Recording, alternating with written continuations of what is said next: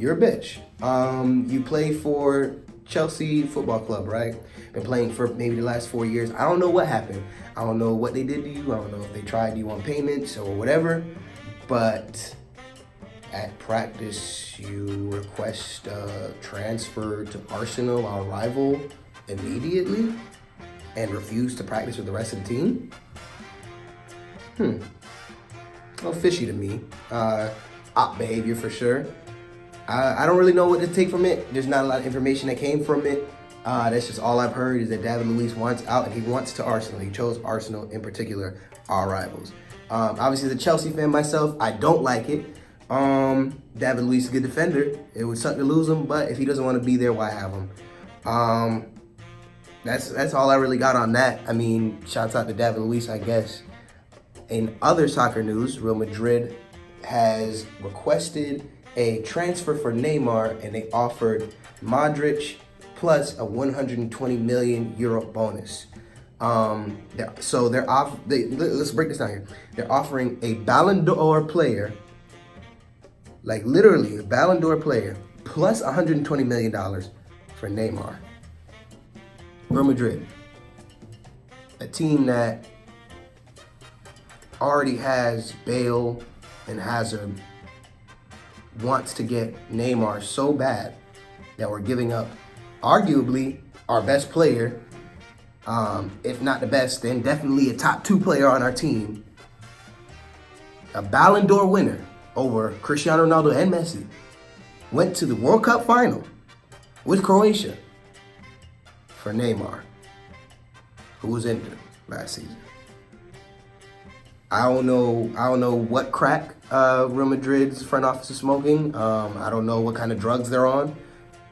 I don't like it at all as a Real Madrid fan, as you can tell. It doesn't make any sense to me. I don't understand why, unless they know something I don't. I don't know why we're pushing for Neymar so hard. We have scoring. We have the scoring to keep up with whatever team we want to. We need defense. We have wingers. We do not need Neymar. And especially for Neymar, the last year that he had, you want him so bad that you're giving up one of your best players and $120 million that we could have used to get somebody else? I don't know what's going on. I'm at a loss for words. I don't know what to think of it. It really caught me off guard yesterday when I read it. But hopefully it doesn't happen and we can get somebody else, hopefully a defender. But I didn't like that. Bayern played a preseason game against some trash team and blew them out 23-0. 23-0. And y'all didn't see Orlando's faces now. 23 goals. That's on average a goal every 4 minutes in a 90-minute game. I say mercy rule after 10, but I guess not. 23-0, blew them the fuck out. It's literally practice with children for them. That was just insane. That's all I can really say on that 23-0. I have messages from my correspondents about college football news. I'm going to get better at this, y'all. I'm going to get better at this. I'm going to start watching college football this year. I'm going to start watching NFL. I'm going to start watching college football this year. I'm not going to be ignorant on it forever. It's just never really been my thing to where I'd watch it like that. I watch it, on occasion. But we all know soccer, basketball, any combat sport. But from my co-host, Eddie wants to let you guys know that Chris Steele and his homeboy both got granted to play. Chris Steele at USC, he's looking in practice, looking good, learning the ropes again. I can only assume that Eddie doesn't like that. He doesn't like how that Chris Steele situation went down. We talked about Chris Steele a lot. If Eddie was here, he'd probably say, "Fuck Chris Steele, you a bitch," and hopefully that we could beat you, and fuck USC if he was here. He'd probably say that. CJ McWilliams. He is a defensive back, a DB for the Gators. Prayers to him. Tore his Achilles today in practice. It's hard to, and even though I'm excited for the season, I'm looking forward to it, it really hurts to just see anybody tear their Achilles, especially in college. You never got to play on that professional level. It's a hard story. Prayers to him and his family. Hopefully he can bounce back from it. Moving on, Dabo Sweeney. Now, he blew up. He went viral on the internet, at least in college football Twitter, for refusing to give his quarterback Kelly Bryant, who actually transferred over to, where did he transfer over to? Let me think. I want to see without looking it up. I'm trying, y'all. I promise I'm trying. Let me see. Missouri. He transferred to Missouri. He played 3 games in the season, and then he requested a transfer. He wanted out.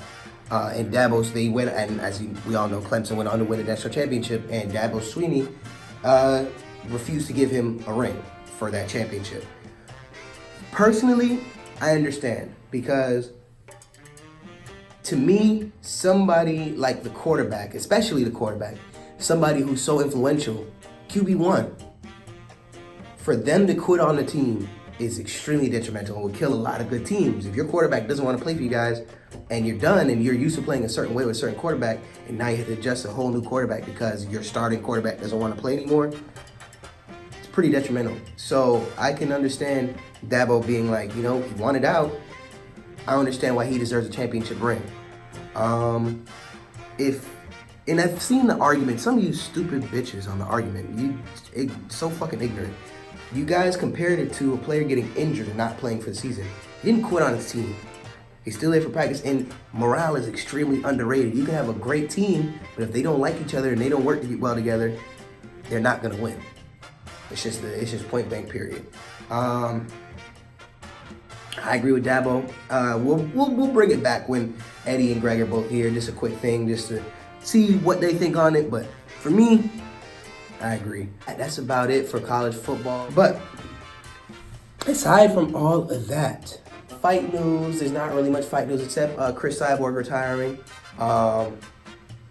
Chris Cyborg, yeah, she retired, right? Mm-hmm. Yeah, Chris Cyborg retired. I just make sure because I've heard that she was gonna pick up a contract with Bellator, but no, she's retiring. Great career for Chris Cyborg. Probably one of the most dominant female fighters. Was the most dominant female fighter to me until Nunes took her title.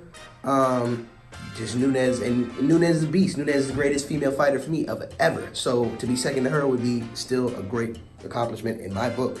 Shout out to Chris Cyborg. Have a great retirement. Hopefully, maybe we'll get to see you in the ring again. I'd love to see you. Love to watch you fight. And maybe we'll get that rematch with Amanda Nunes, but maybe it won't happen. Shout out to Chris Cyborg. Again, please, especially if you made it this far. If I was able to talk to you for this long and keep you intrigued for this long somehow, please like and subscribe. Comment on the video. Tell me your favorite part, or tell me how ugly I am. I like that too. And support us, man. Retweet our shit. Like our tweets. Help us out, man. We're trying to make it big, and we need all the support we can. Outside of that, man, if you have any questions, hit our Twitter at SportsTalk352. Fuck 352 Sports Talk on Twitter. We need our account. And Instagram at 352 Sports Talk. If you have any questions or you want us to talk about something you want to shout out or something, hit our social medias, man. We're always on them and we're always looking at them. My personal Twitter is at Music by Pharaoh. That's MUSICBYFARO.